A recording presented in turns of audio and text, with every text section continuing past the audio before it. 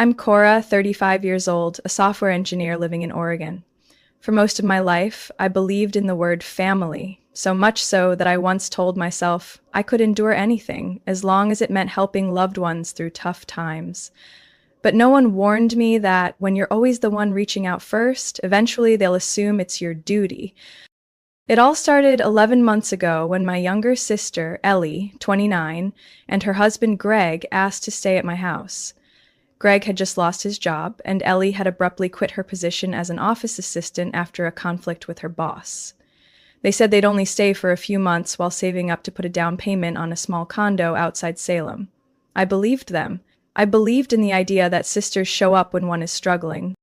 I lived alone in a 3-bedroom house that I bought after more than 10 years of relentless work and saving.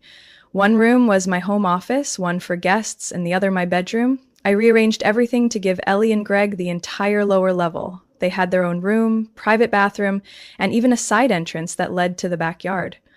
I set the rent at just $600 a month, half the market rate. Enough to help with utilities, but not enough to make them feel pressured. "We just need a few months, sis," Ellie said as she rolled her suitcase in. "We'll be back on our feet soon, I swear." I smiled, hugged her tightly. "You'll have everything you need here. Just be respectful of the space, that's all I ask." At first, things seemed fine, but it didn't take long before their promises thinned out like weak coffee. Greg started freelancing, or so he said. In reality, he played video games and streamed online all day. Ellie spent most of her time scrolling TikTok, posting stories about her relaxed lifestyle, claiming she was still figuring out what kind of job aligned better with her mental health. I'd come home after 8 hours of meetings only to find dirty dishes stacked in the sink, cooking oil splattered across the counter like motor grease. My $300 blender had been taken apart and not put back together properly. Greg had burned a frozen pizza in my oven and left the place reeking of smoke. I had tried to mention things gently. "Greg, could you please rinse the blender after using it? It's a specialty model. I had to order it from San Francisco."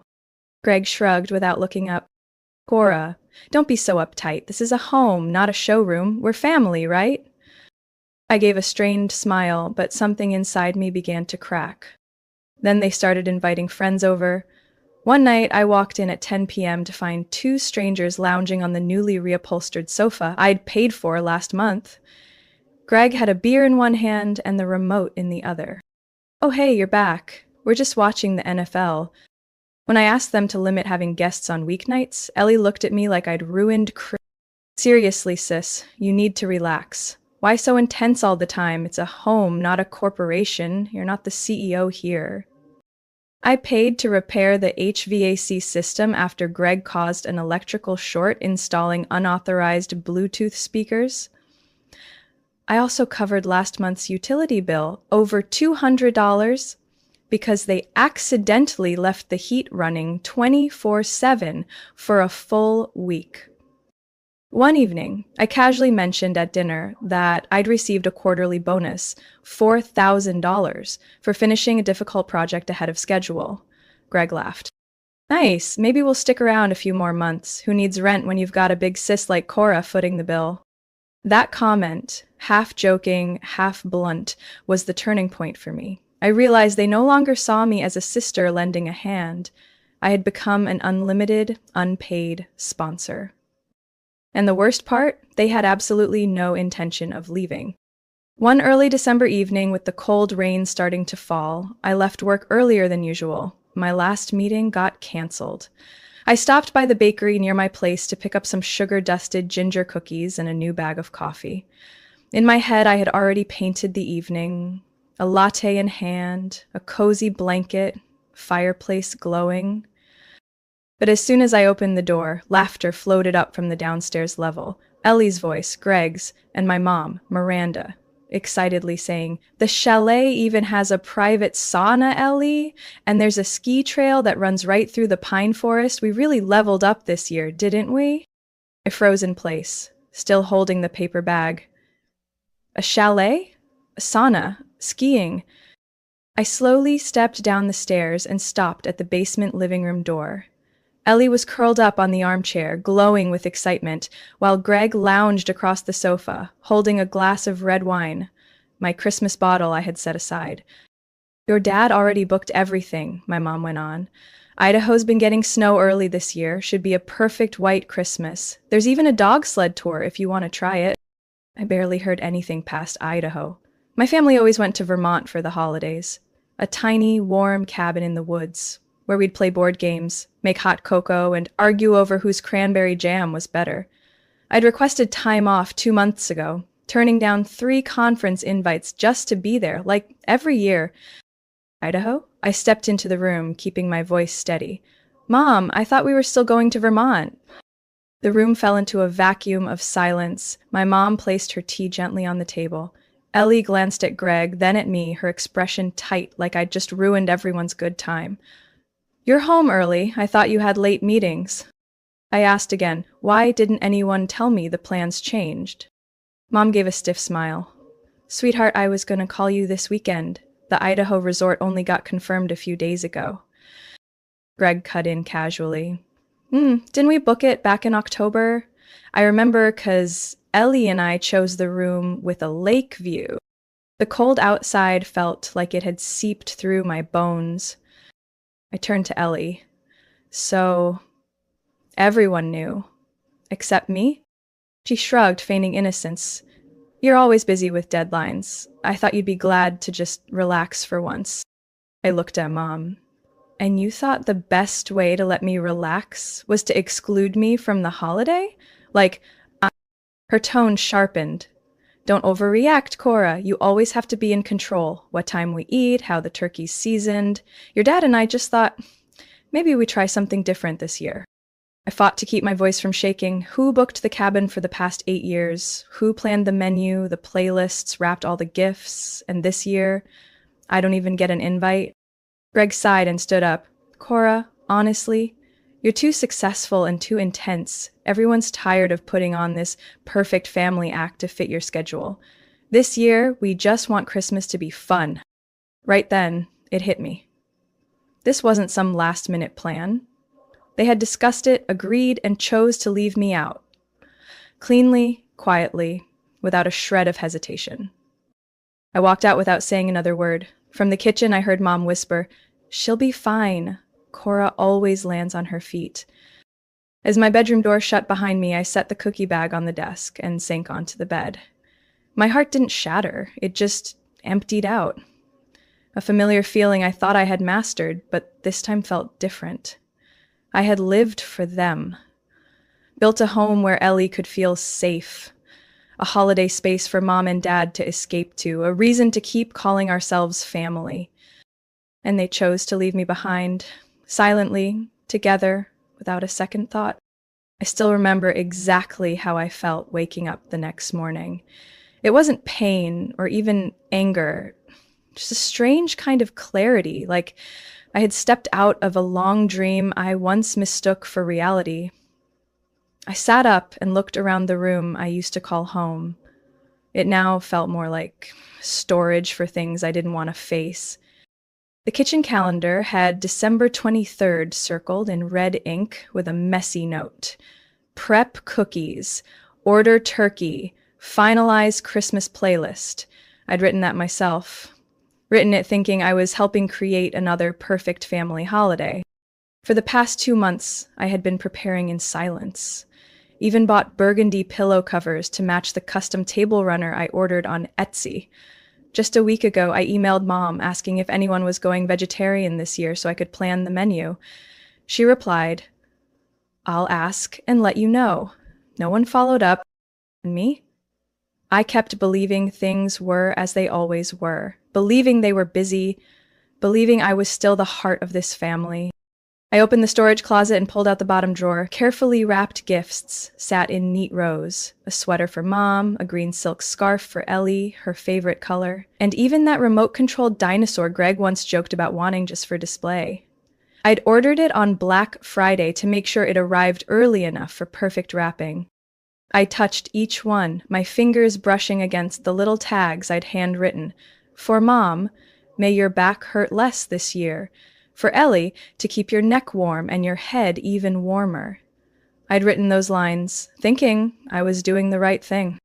And while I was curling ribbons and tying bows, somewhere across the state, they had booked a resort, confirmed flights, made plans, without me.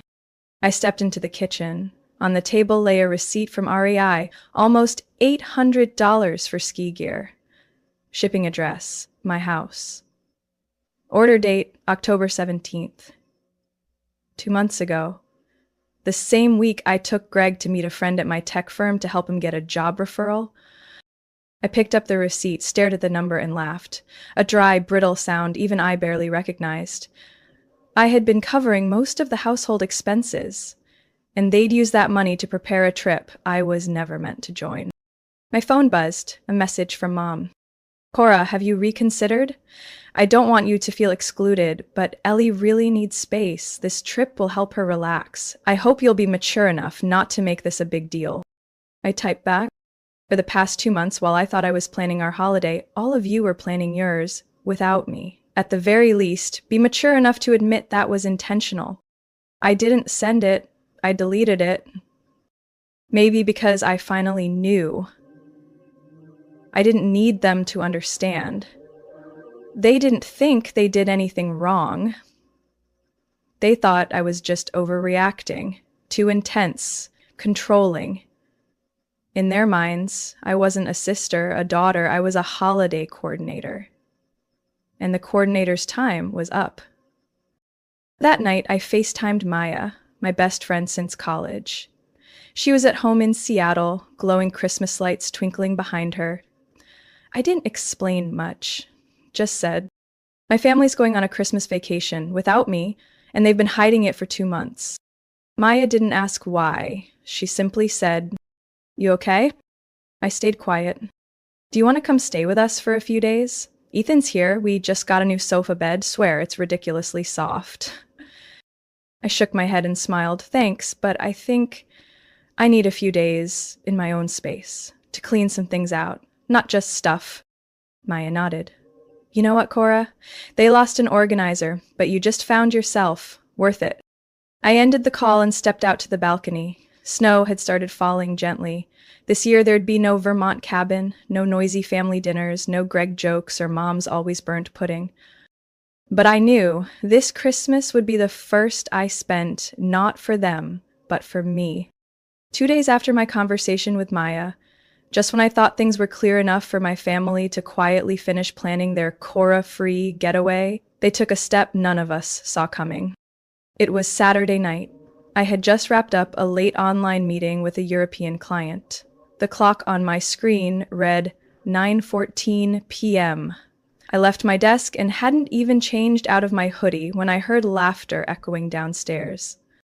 I frowned. My first thought was that Greg had invited friends over for beers again without telling me, but when I came down the stairs and turned the corner into the living room, I froze.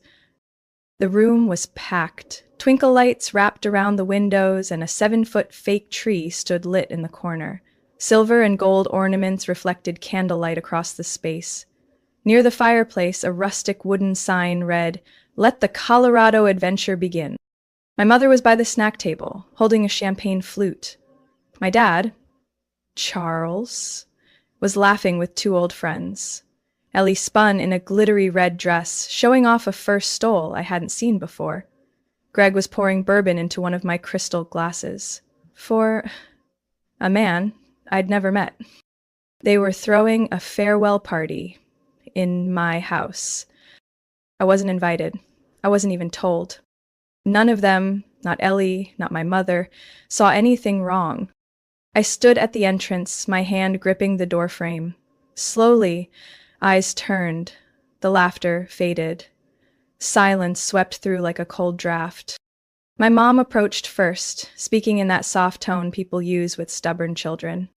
Cora, I thought you were working upstairs. We'll clean everything up after, don't worry. I looked at her, then scanned the crowd. Nearly half were strangers, eating on my carpet, drinking from my glasses, standing under the roof I paid for. A farewell party?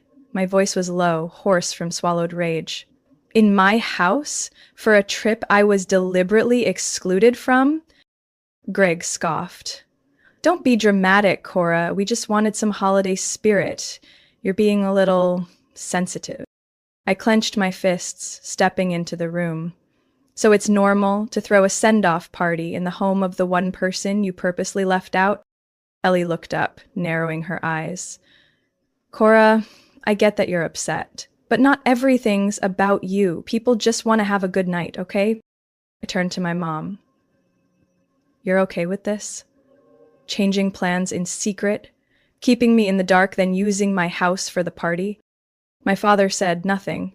He never did when things got tense. He always chose to hide behind a glass of something.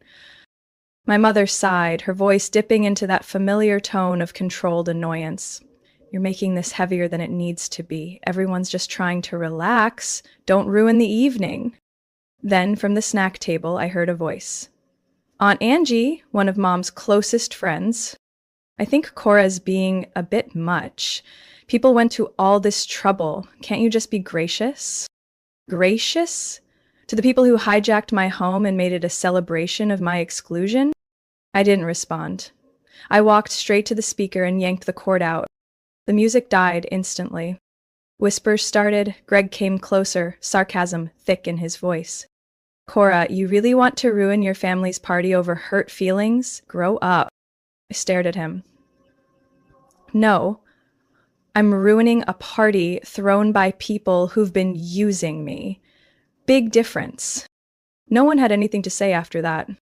I stood in a room full of relatives and felt completely stripped, like I was in a stranger's house, not my own. Their silence said it all. They didn't believe I had the right to be angry. I was supposed to be quiet, grateful. Keep giving. I took a deep breath. Everyone, please leave my home in the next 20 minutes. Anyone still here after that, I will call the police for trespassing. This is not a bluff. My mother blinked, stunned. You can't be serious. I absolutely am.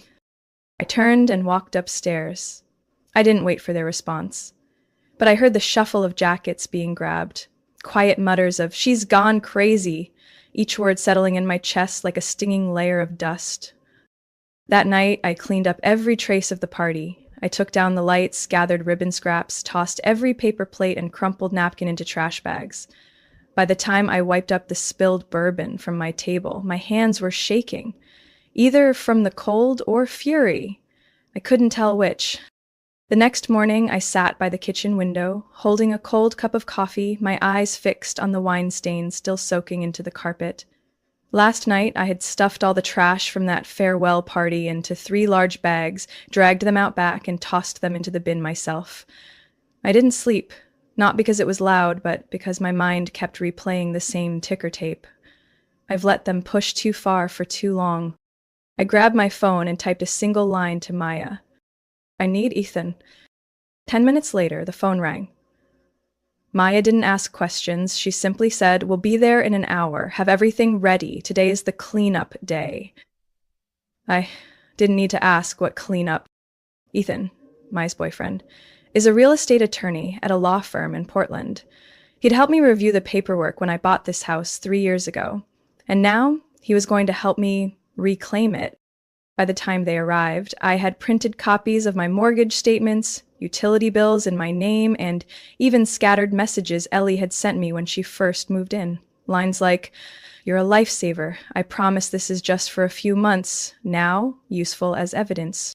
Ethan reviewed everything and nodded. There is no formal lease, so Ellie and Greg are considered month-to-month tenants. Cora, you have every right to issue a notice to vacate. Under Oregon law, all it takes is 30 days' notice. What about changing the locks? I asked. Ethan exchanged a look with Maya before replying. You can't change the locks while they're still residing in the home, but if you're sure they'll be out all day, you can change them in their absence and leave the necessary items and a legal notice somewhere visible. Just make sure not to hold or discard any of their belongings. Maya jumped in, her tone sharp. They've treated your home like a free hotel for almost a year. Time to take your space back. The plan was mapped out with military precision. They were going skiing and shopping the next day. Ellie had even posted about it online. I would strike then. Maya and I divided the rooms. I handled the bedroom, she tackled the bathroom. Rounding up toothbrushes, cosmetics, and spa-like clutter Ellie had spread around. Ethan drafted the official notice of termination, clearly stating the 30-day window, the move-out deadline, and how to retrieve remaining items. I placed 2 suitcases of their essentials on the front porch and covered them with a tarp in case of rain. On top, I taped the notice. Beneath it, a handwritten note from me, brief and final. This is my home, and from today, it is no longer a place for others to abuse kindness. The locksmith arrived right on time. I had all 3 main locks changed, including the keypad on the back door. When he asked why, I replied with just one sentence. Taking back control of my life? As soon as the new locks clicked into place, my phone started buzzing, non-stop. Ellie was calling. I didn't answer. Greg texted, "Have you gone crazy? We left for a few hours and you pulled this crap?" I replied with a photo of the notice and suitcases on the porch. 5 minutes later, my mom called. "Cora, what kind of nonsense is this? Ellie's pregnant. Do you even care?" I wasn't surprised. The final guilt card, family love. I heard you, but that doesn't change the fact that this is my house, and I choose freedom. I hung up. Maya handed me a cup of hot tea, her eyes soft, but not pitying. You just did what a lot of people don't dare to. Say enough. I stood by the window, staring at the small backyard where I once dreamed of placing a pair of Adirondack chairs to read in during retirement. Now I realized one thing. I don't need to wait for retirement to reclaim my peace. That night, I slept the deepest I had in months. No flip-flop dragging, no Greg's phone blasting music, no burnt popcorn from Ellie forgetting the microwave. Just me and silence. I had just wrapped up an online meeting when my phone started buzzing non-stop. 13 missed calls, 5 unread messages, and a stream of Facebook notifications, a platform I rarely checked. The first message was from Grace, my maternal cousin. I can't believe what Ellie just posted. What's going on? People are saying you kicked your pregnant sister out during Christmas. I opened the app, my heart pounding. On Ellie's profile was a long post accompanied by a photo of her standing in front of my house. Fake tears in her eyes, hands clutching her belly. The bolded caption read, "When your sister changes the locks and kicks you out during the holidays while you're pregnant." Below were over 300 comments, mostly from mutual friends, distant relatives, and longtime family acquaintances, all sharing the same sentiment. I can't believe Cora could be so heartless. Family is supposed to protect, not punish. She's always thought she was better than everyone. Now she's showing her true colors. I scrolled through the comments, feeling like I was being ripped apart. From the sister who raised her, I had just been redefined as a selfish, cold-hearted monster. Pregnant? No. Ellie had never said a word. Not during any of our arguments, not at the party, not while packing her things. She made it up. Greg had posted 2. His was shorter, but no less toxic.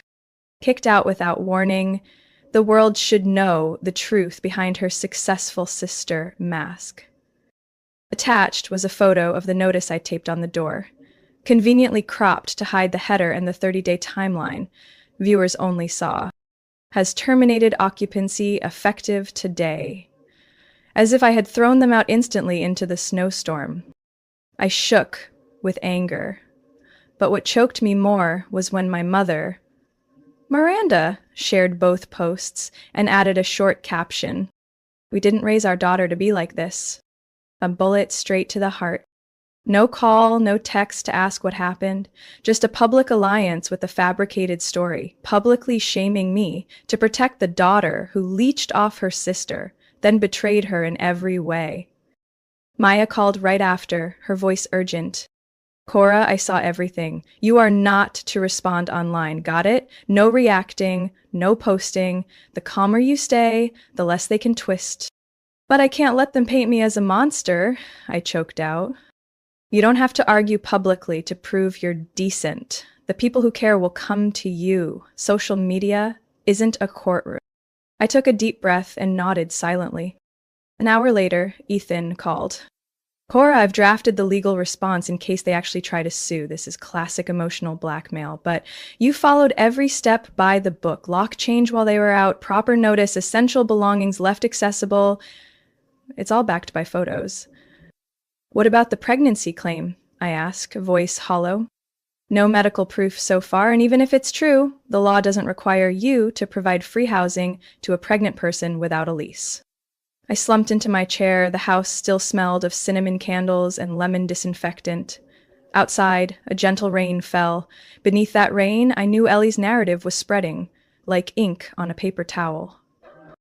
That evening, I got a message from Ms. Marcia, the widow next door. I often helped with trash and yard work. Cora, I saw the posts. I know you're a good person. I saw Greg loading up the car. They didn't look surprised. If you need someone to testify, I'm here. I smiled for the first time in 3 days. Maybe Maya was right. The truth doesn't have to scream to be seen. It just needs to stand firm. But I knew the fight wasn't over, and next time they might get dirtier. But this time I wasn't alone. I had Maya, Ethan, and most importantly, me. The version that doesn't stay silent anymore. I turned off my phone and unplugged the router. I needed a quiet night. 2 days after Ellie's post went viral on Facebook, I got an email from someone I never expected to hear from. Aunt Claire, my mom's youngest sister, now living in Eugene. The subject line was just one sentence. Cora, you weren't wrong. I opened it, and each word hit like fire against my chest. I saw Ellie's post, and your mother's reaction.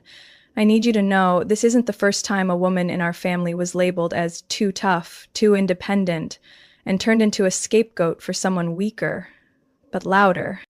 I used to be that woman, and now I see it happening to you. I can't stay silent anymore. I read it over and over just to make sure I wasn't imagining it. I'd never been close to Aunt Claire. She lived far away, rarely came to family gatherings, usually just sent Thanksgiving cards, but now these words touched something deep inside me, something even Maya couldn't quite reach, a shared memory of injustice passed down through generations of women. I replied almost instantly. 10 minutes later, Claire video called me. On screen was a woman in her 60s, short silver hair, round glasses, and a backdrop full of books on psychology and family dynamics. Cora, I just need you to know you're not alone, she began. In 1987, I was kicked out of the house by your mother for refusing to be Ellie's unpaid babysitter. Know what she told me back then? Family means sacrifice, Claire. That word, sacrifice, has always been code in our family, but only for the women who earn money and dare to say no. I froze. I never heard Mom mention that. She wouldn't, Claire replied, not bitter, just coldly factual. Because in this family, if you push back, you're ungrateful.